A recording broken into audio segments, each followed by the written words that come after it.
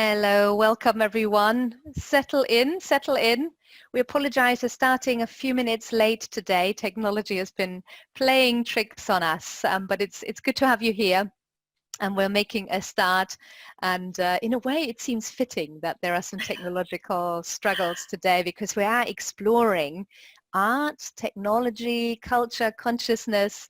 So this is fitting, And first of all, a big welcome from me. I'm Jessica Bockler. I'm one of the co-founding directors of the Aleph Trust.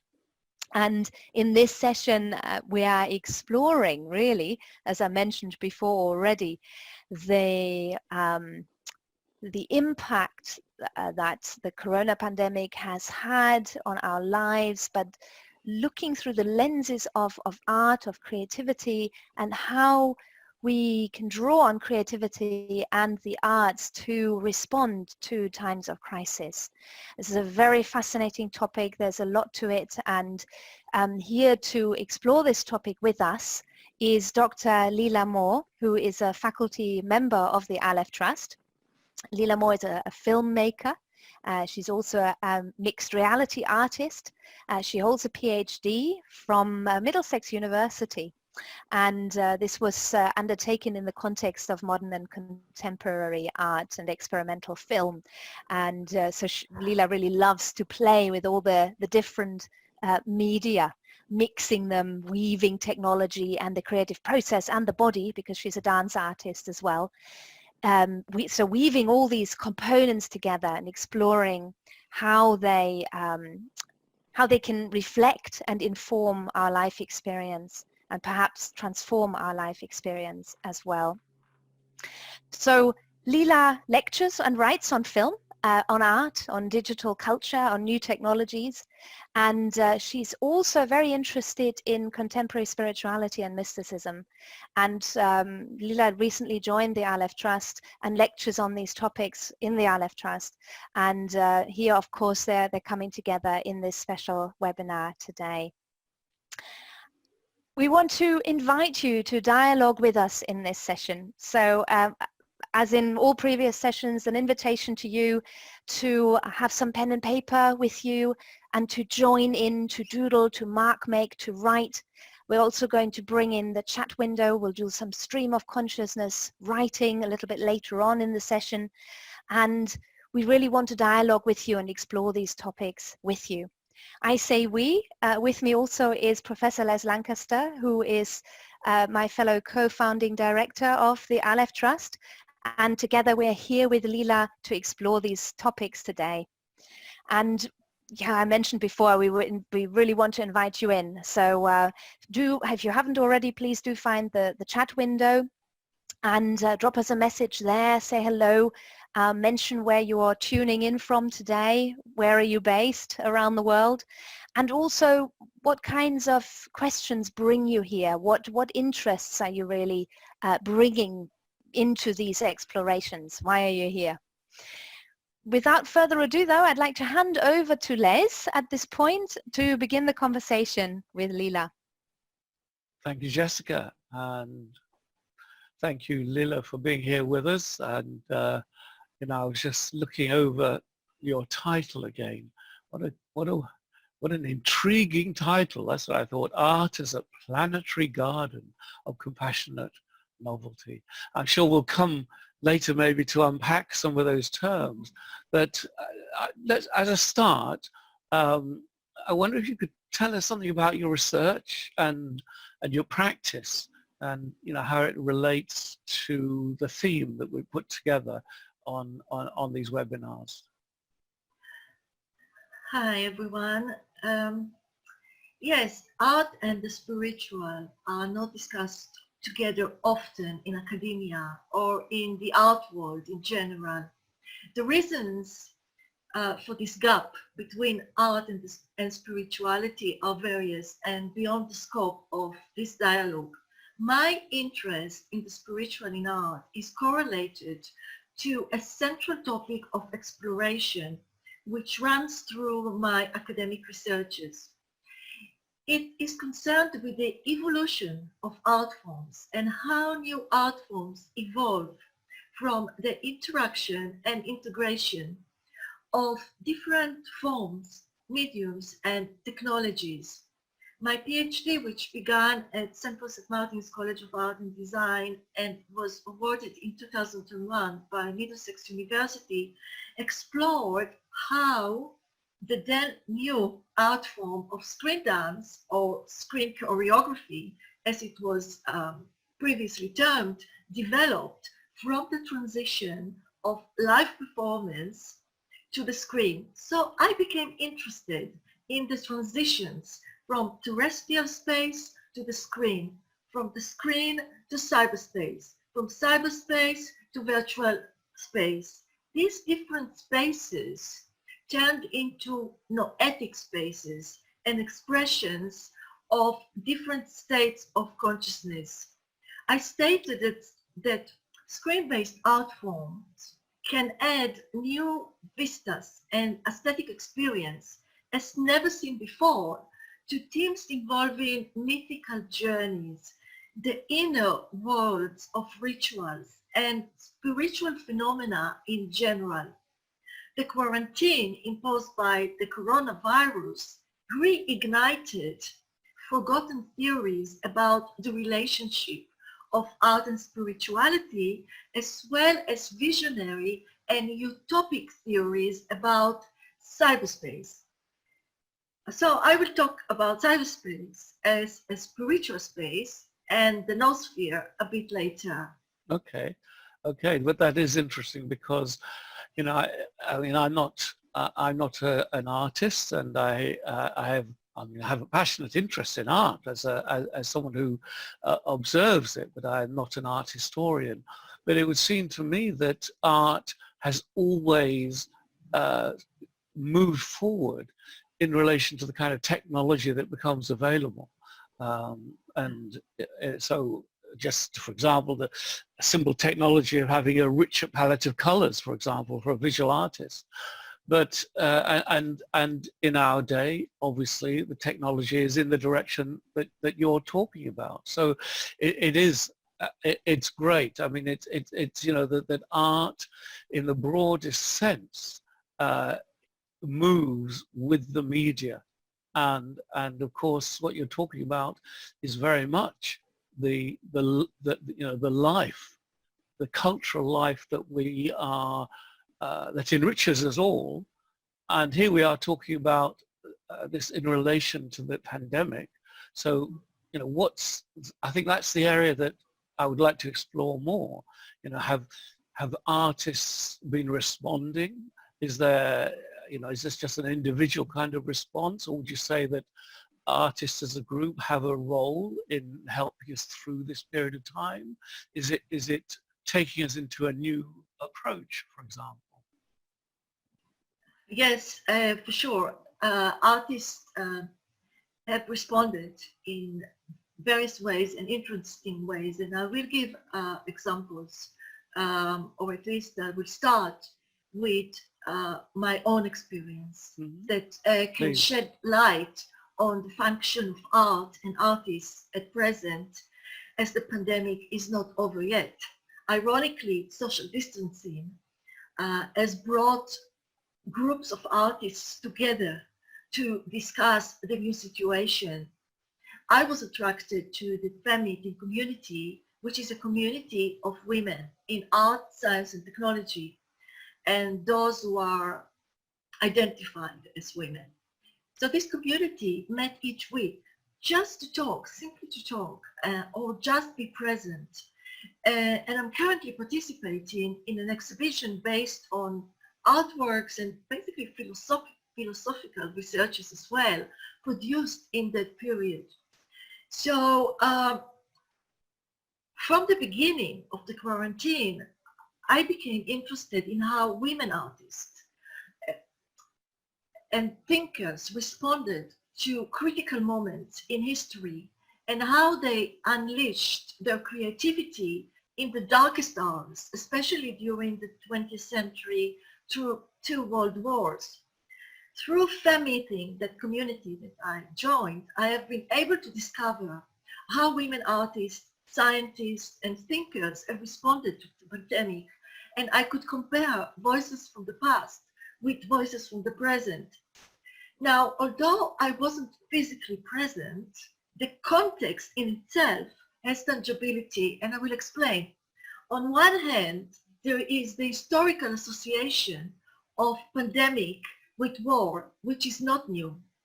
On the other hand, it is the first time in history that women can archive their records of a global pandemic and participate in its explorations through art, science, and technology. So we now have a new situation whereby women artists and scientists explore the pandemic together from various novel perspectives. I responded, for example, to an open call by Femitin named Acquired Immunity or Antibodies to produce a video in response to events brought about by the COVID-19. For me, making a video or making an artwork was an act of creative resistance to one of the dangers that the pandemic has amplified, the danger of prolonged isolation, which initially nourishes the mind and the self, but eventually can become toxic. Metaphorically speaking, after a while, a solitude, body and mind simply disappear, dissolve into thin air. It turns invisible like a virus. The self is in danger of extinction.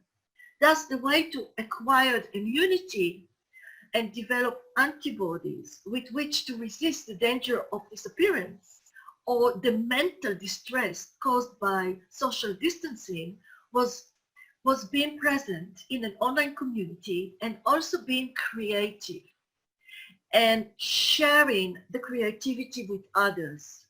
In other words, to overcome social distancing and to develop resilience to counteract the social and mental effects of the pandemic, artists can not only support and empower their own artists' communities, but can contribute a great deal to society and individuals by facilitating creativity. Right. And also providing insight on the transformative and psychological and spiritual aspects of their artworks. I think that's the interesting point. I think that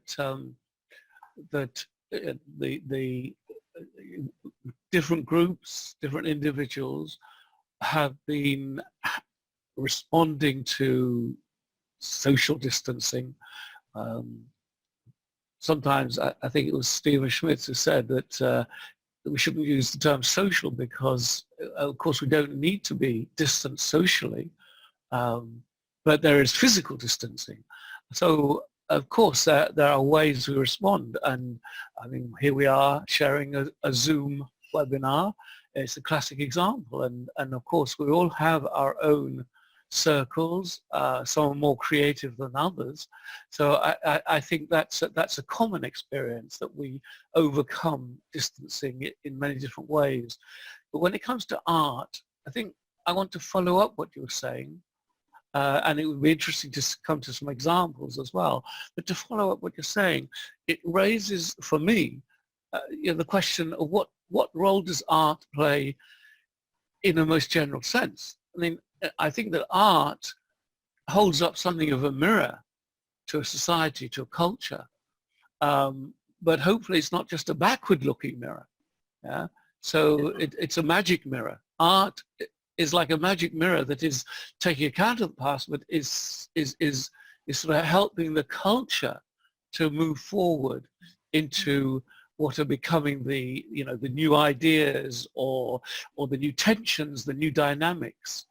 And I wonder if that would be a way to kind of to formulate what you're saying about the way that artists have been able to respond. That, yes, overcoming distancing, but more than that, to sort of show us the culture more generally, the sort of meaning in the situation and how that moves us into the future. Is that a fair way to put it? Yes, of course, because art is obviously also not just in the framework of the pandemic, just in general. It's about thinking of it. Well, it should be about thinking about outside the box. It's about envisioning futures. It's about solving unsolvable problems. And this is actually what happened, I mean, during these meetings and these artists' discussions. It wasn't just about overcoming distance. It was about um, trying to understand the pandemic, trying to unpack the phenomenon, trying to understand the archetypes that it generates. And I think that we are actually in the process of discovering the archetypal sort of patterns of this particular pandemic. Because initially, I mean, I have so many examples. I mean, initially, the first an immediate response from the outward was that this pandemic is basically the computer virus. I mean, it is the archetype of the computer virus, which was very dominant image in the 90s and was part of the basically, I mean, many, you know, like the Matrix trilogy and many films and cyberpunk, and basically the images of the 90s were about this new technology and the virus. So it came back, but it was very interesting to actually see the virus in that light again, because it was about the virus on one hand was about breaking the systems down, breaking the global systems down. So we, as we human, started to plot and devise ways to overcome the virus. And we found out that we can use digital technologies, which are not infected by this particular virus, but it is very similar, you know, in its behavior in terms of what it does to our environment and to our relationship. And I mean, I can bring another example, which I personally love, which is which actually was part of this community that I just mentioned to you. And I think it's innovative example. Many conferences were cancelled, of course. And so one of the conferences that cancelled was a conference for women in art, culture, and technology. And it was supposed to take place in Paris. So the curator, Anik Burut, and the artist, Daniela De Paulis, who works with NASA, conjured a new solution. So what they've done is they asked the participants of the conference to send them, I mean the speakers, the presenters, to send them their profile pictures, and they used what is called moon-bound technology to send their profile pictures to the moon, to the moon and back. There is a technology through which one can send images to the moon. Now, when you get the images back, they are slightly distorted, and people like it because the marks of the journey is imprinted on them. So now these photographs that went to the moon and came back, became the artwork. But it was also a statement because it was done exactly when SpaceX was trying to launch the new rocket that failed.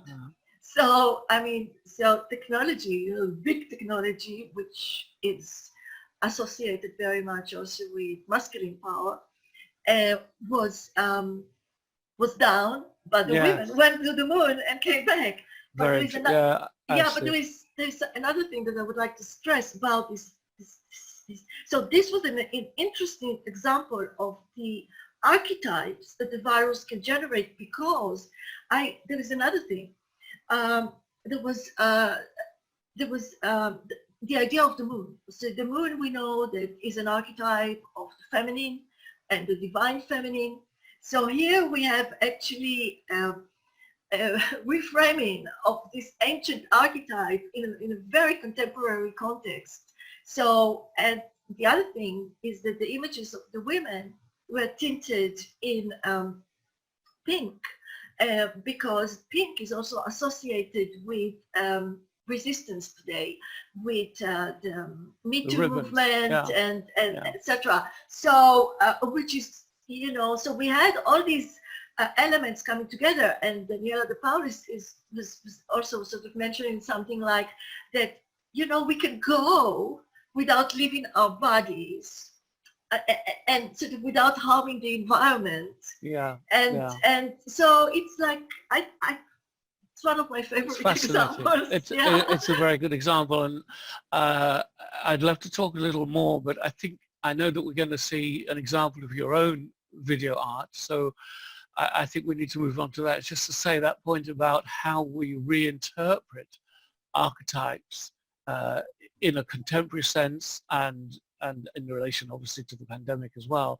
I think that's a very rich area to discuss. Maybe it'll come up in the questioning.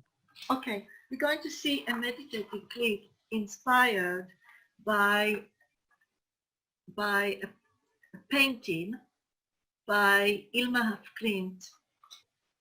This particular work was created around 1916 by the Swedish artist Ilma af Klint, who is associated with the spiritual in art and recently become associated also with abstract art.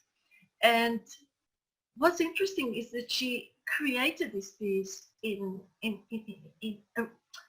a time of great upheaval, I mean, during the First World War, which is another example of how artists are trying to generate images and archetypes that describe or generate a sense of adjustment or balance. So in a way, she's trying to balance the world, balance humanity, balance using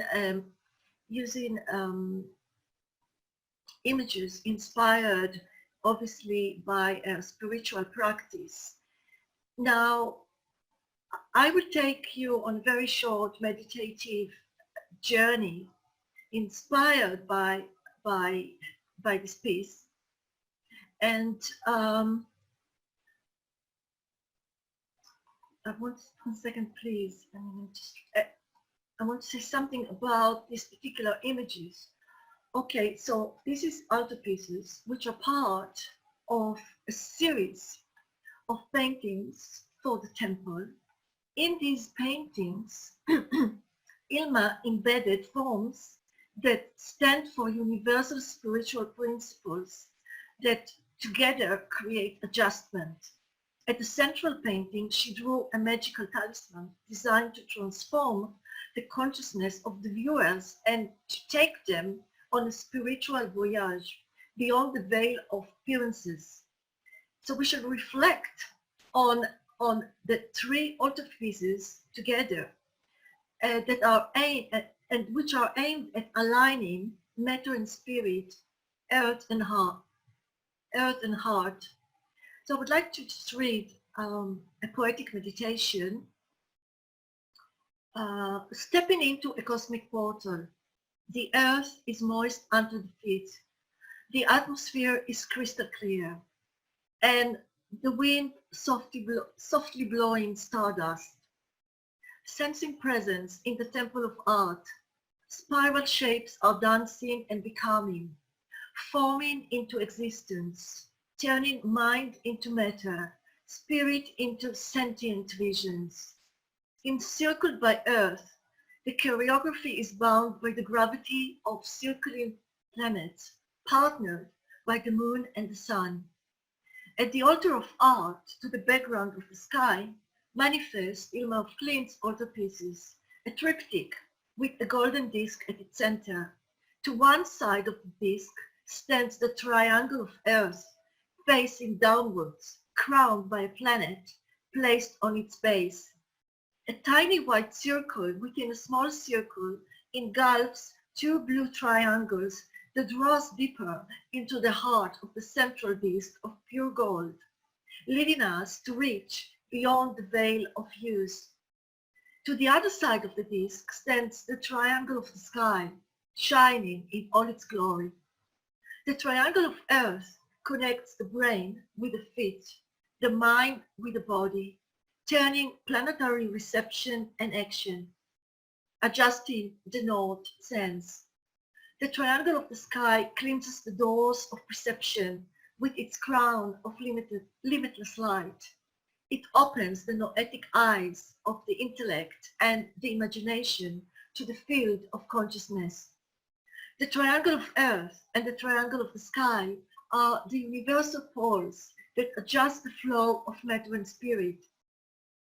The triangles shapeshift at the center of the disk into a magic talisman, invoking the voyager to access the great mystery of the macrocosm. Flanked by the rhythms of the cosmos, the altar of art is realigning the poles of earth and heart. So let's watch the video now.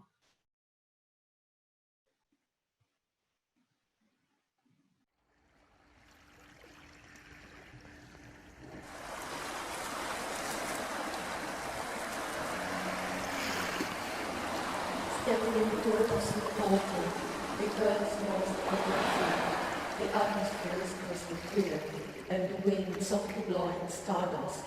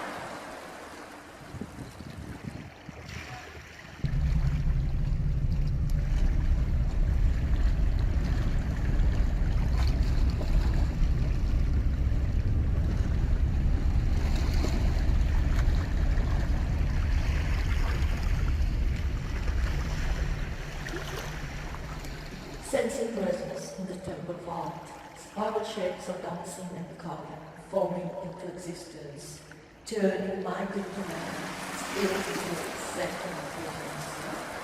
Encircled with the earth, the corroded with boundary rapidly superintending, hardened by the wind and the sun.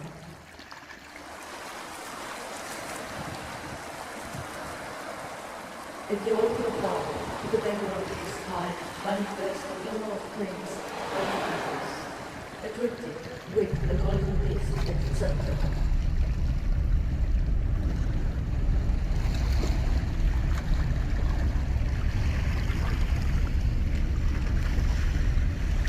One side of the disc stands a triangle of Earth facing downwards, crowned by a planet placed at its base.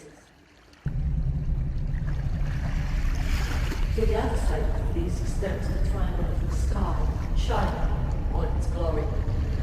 A tiny white circle within the circle engulfs two blue triangles that draws deeper into the heart of the central disc, your Lord, leading us to reach beyond the veil. The triangle of earth and the triangle of sky are the universal poles that adjust the flow of fragments of wholeness. The triangles shapeshift at the center of these into a magical talisman, invoking the voyager to access the great mystery of the cosmos. Flanked by the rhythms of the cosmos, the altar of art is realigning the poles of earth and heart.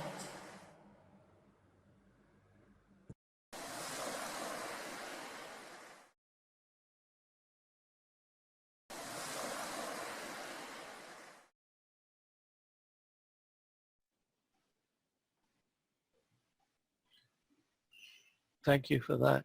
It's amazing the way you blended the altarpiece with those other images.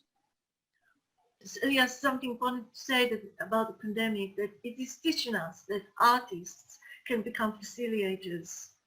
Artists can take the role of shamans as carers of consciousness. This is already happening in a way, as artists online are becoming actively involved with the viewers as participants, and there are many discussions about it, about really becoming involved with the people from the other side of the screen, and it's a new thing. It's a new phenomenon. So I take this opportunity as an artist filmmaker to share a fragment from my work. Fragments of Wholeness is a contemplative film and screen dance. The film is about a spiritual journey in the desert undertaken by a young man who is interacting with the elements of nature and with the elements of the psyche. He moves between desert and oasis that reflect the fragments of his self as he's seeking to find a sense of wholeness, a resolution or adjustment within the self. This project was filmed mainly in the Judean desert, which throughout the ages has attracted sages and hermits of all religions. Jesus was initiated in the Judean desert. The ancient Egyptian pharaohs had mines and temples, especially for the goddess Hathor in this region. The desert has a powerful altering effect on our consciousness. I know it from my own experience. When I enter a desert, I feel a shift in my psyche. That is why I like working with images of the desert. The desert triggers the imagination, and for me it opens the noetic eyes of the mind. This passage that I will be sharing with you, which is only a fragment from the film, begins with a reflection on the features of the desert itself. The sounds were recorded on location. It is followed by a scene showing the young man discovering the purpose of his journey. So I will go into the screen share. I will try to share this full screen, and then an invitation to enter into this video together, actually for all of us, to see what are we receiving, how does it feel to us in the body. So I'll invite you into a meditative engagement with the film as we're screening it. And I would like to invite you to experience the film in the body, to notice what is rising for you, and then to mirror that back by using the chat window to share. But also, if you have pen and paper, initially we can write, mark, doodle a little, capture what is emerging for us as we're experiencing this film together. So I'll take you through that whilst we're sharing the film. Please give me, because I can't see you now, please give me an initial audio feedback on whether the audio of the film is playing. Here it comes.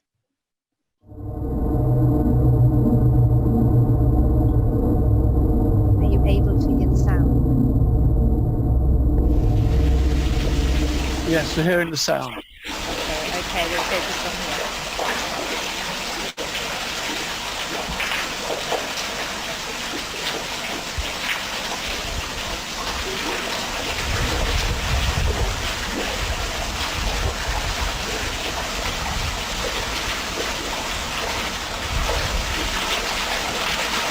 Tuning to the sound.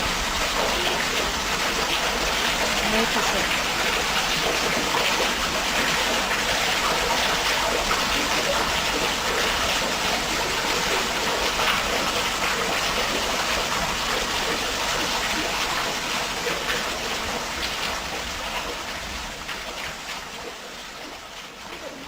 Sensing into the body as the images unfold on screen.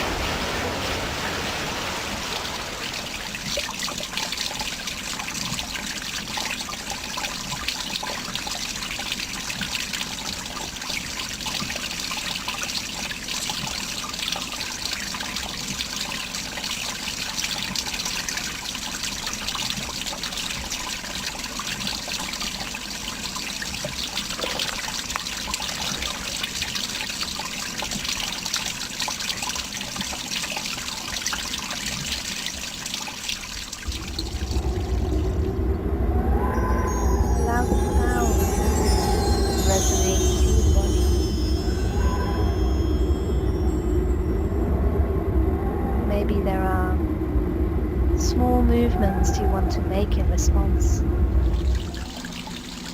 Rolling shoulders, adjusting your posture, noticing how you're holding yourself.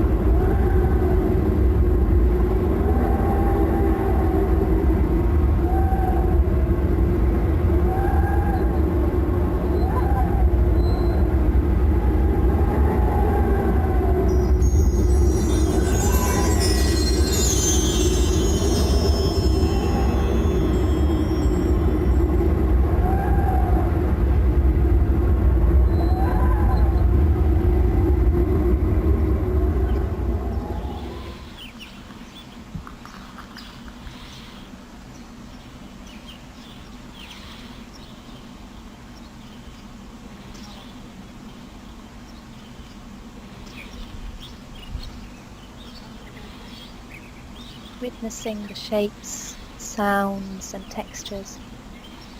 Remain alive to what is happening within your body, mind.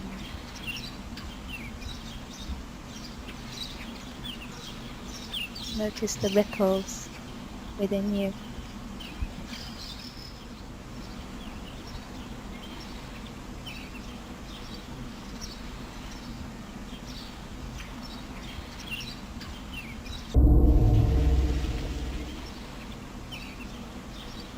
If you have pen and paper,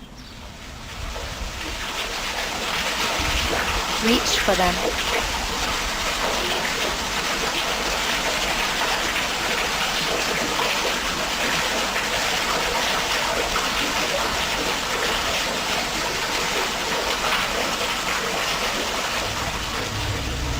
Begin to capture your experience through pen and paper.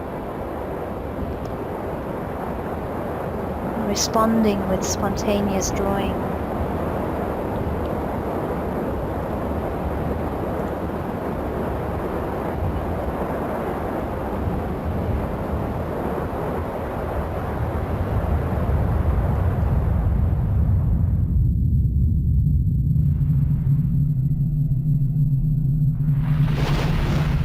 Feel into the textures of the image.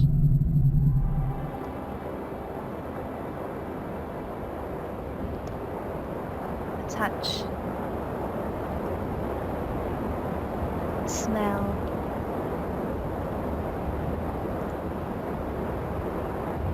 the intensity of the light.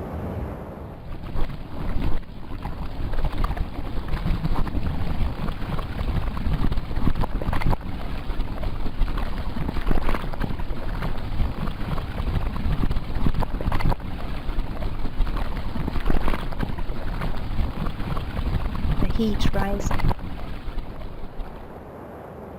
the warmth of the sun,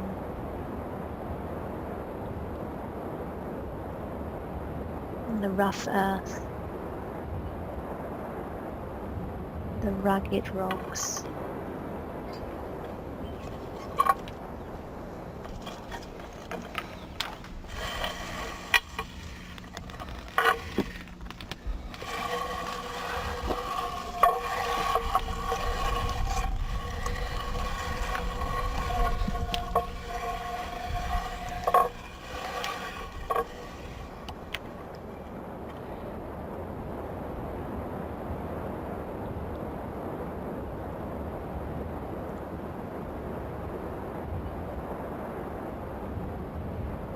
Taste of the earth.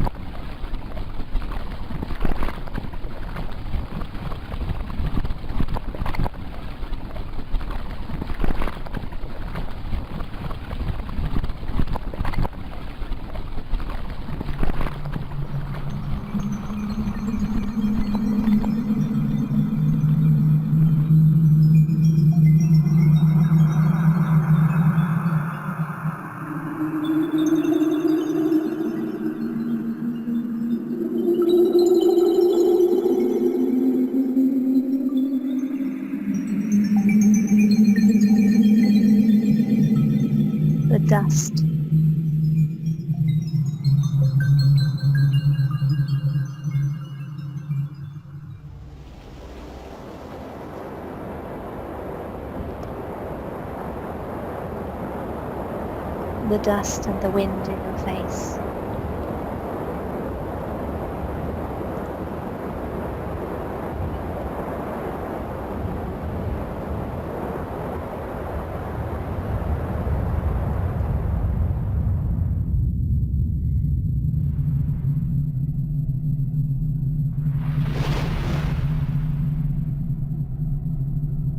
Breathing in, immersing in the landscape.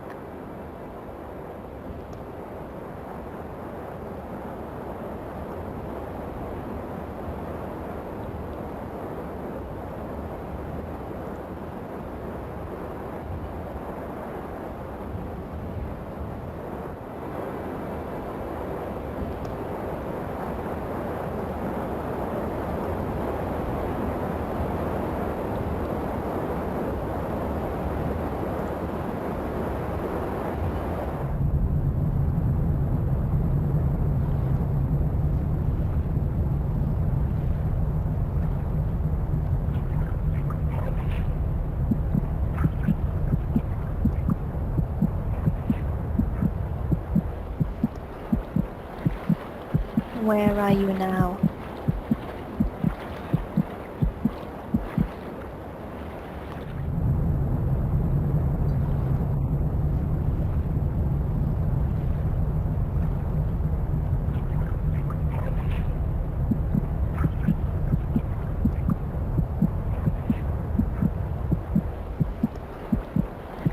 Where are you?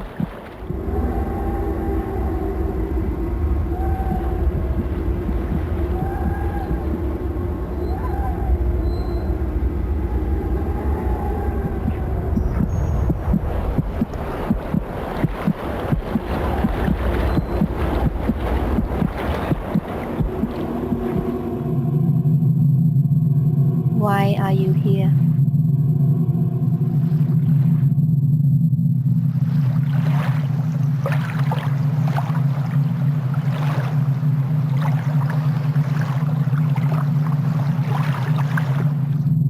Why are we here?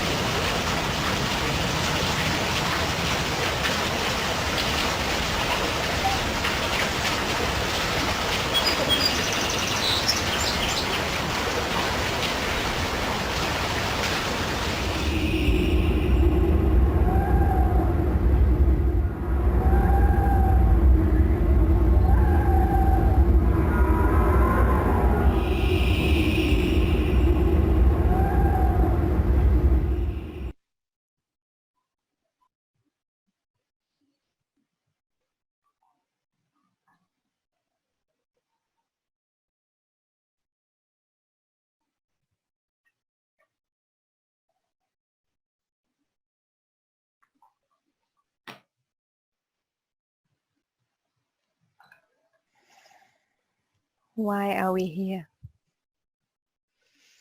What is stirring within us? What is stirring within? Take a moment to reflect and share with others in the chat window.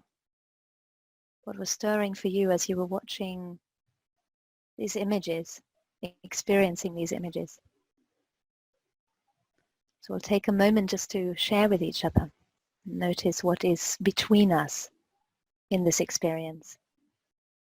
And I invite you to post insights, moments of reflections that you have in response to the video, but also those raw nuggets of experience and any questions that may have arisen from the dialogue thus far.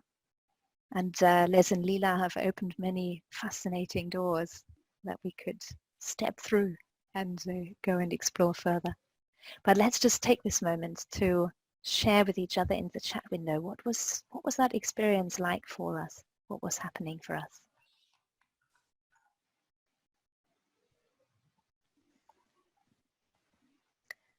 Peter writes that water sound is quite comforting. Christine shares, I'm reminded of my own experience of the desert and the longing to return. And Yanni writes, a sense of surrender and melting with the landscape.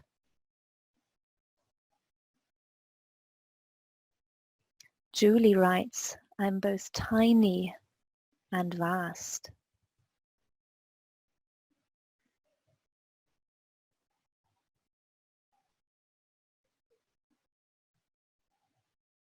Lorinda, an expectancy of change.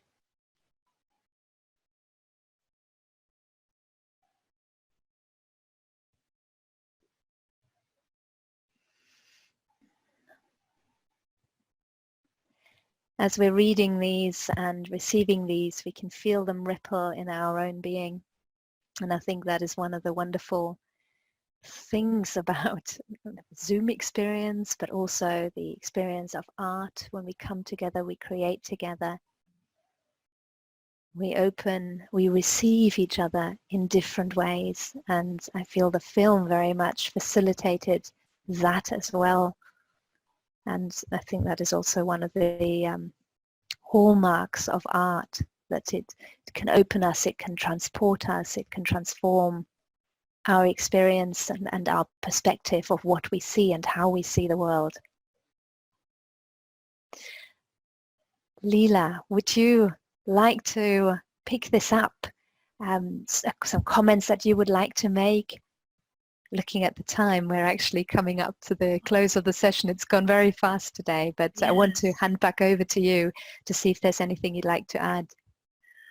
Maybe I should just say a few words about the garden, because I didn't actually have time to explain the relationship of art and as a garden, but very, very briefly, because it deserves really a longer explanation. Well, the idea is that we have two layers of existence interacting with one another. We have the biosphere, which is our organic environment and the ecological reality, and we have the Noosphere, which is a theory, and it's also a theology, according to which the earth is developing a layer of mind which is made of our collective consciousness, but it also comprises of our achievements, our technological and scientific and intellectual understandings and developments. So these two layers sort of working together and evolving together, and technology or sort of art using technology is actually producing this, is evolving as well, and it's evolving as part of the Noosphere. So, but these two layers are integrated, they're not separated. So we can imagine art as a garden which is actually spread around the planet. And the idea of art as a garden is actually not new, it's very ancient. And we have the garden of the hanging garden, the hanging gardens of Babylon, which was one of the seven wonders of the ancient world. And people don't know, I mean, we don't know if it was a real garden or whether it's a myth, but it doesn't matter, because the hanging gardens of Babylon represented an aesthetic and technological achievement. And what is really interesting, I mean, I find it interesting, is that the idea of art as a planetary garden was recently adopted by the exhibition Ars Electronica. Ars Electronica is one of the biggest festivals in the world that dedicates itself to the intersection between art and technology. This year, due to the coronavirus crisis, it presented a new format that combines 120 locations spread all over the world, with each location described as both local and digital garden.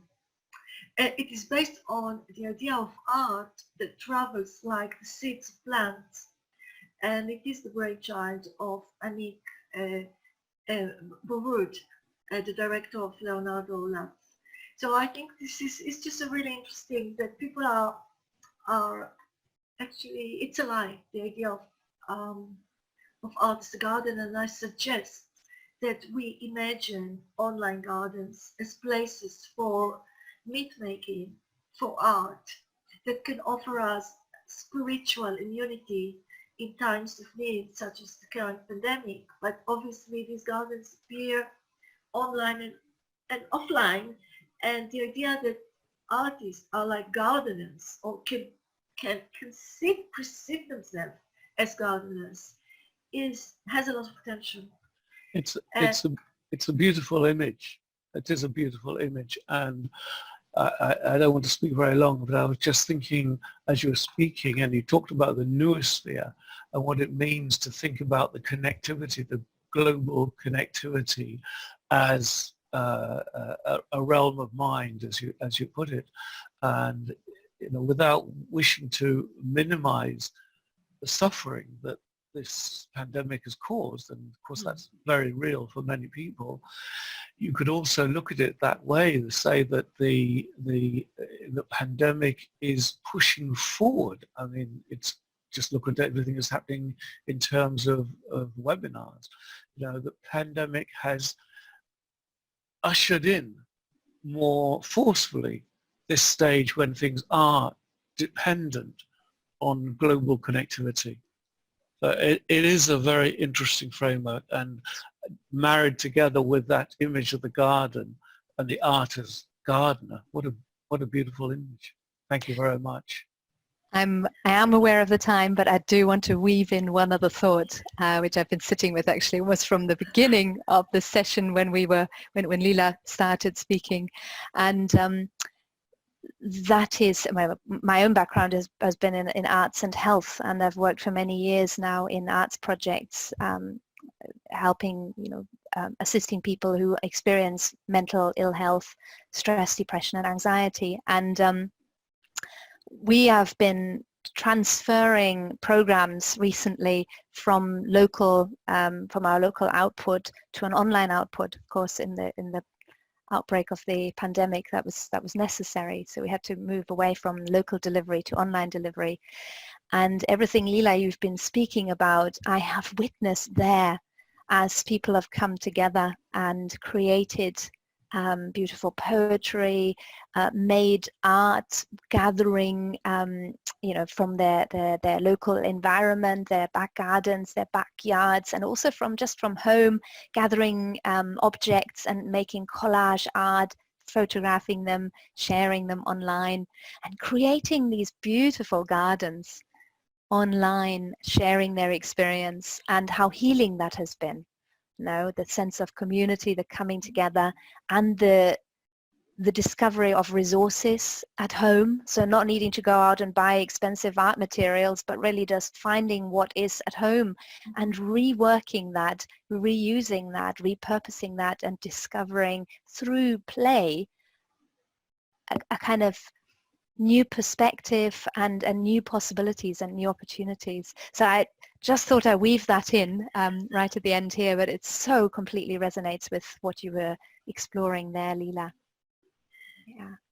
Yes, because we see the two layers of existence coming together actually in a more balanced way, because we were complaining about how social media is actually all the negative aspects of it, which we are aware of. But here we have a situation where we have the online experience, which actually affects our offline experience, and we kind of creating an harmonious and coming and going, on and off, which is enriching.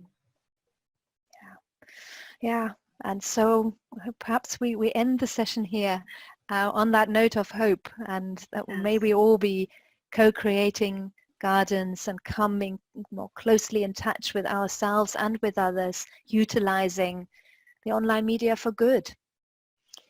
I'd like to thank you all for joining this session. Thank you, Lila, for bringing your beautiful artworks and experiences, and for this very rich session. Thank you. Thank you. Thank you. We have 2 more sessions in our Corona and Beyond series coming up next on the 13th of September. It's Jevon Dengili who will be exploring open awareness practices as a way of engaging with the current situation and helping us to change perspectives. And then last but not least, a session with myself and Les, exploring the power of myth, really tapping again into these themes, amplifying the meaning, the deeper meaning of the times, the deeper spirit of the times, exploring the power of myth. If you'd like to find out more about these sessions, if you'd like to register for them, please join us. You can visit our website and you will find the registration details there. It's very good to have you all here today, and we wish you well. Please unmute yourselves and say goodbye. Hi, thank you. Thank you. Bye, thank you, take care. Thank you so much. Thank you so much. Thank you very much. Goodbye, everyone. Bye, everyone.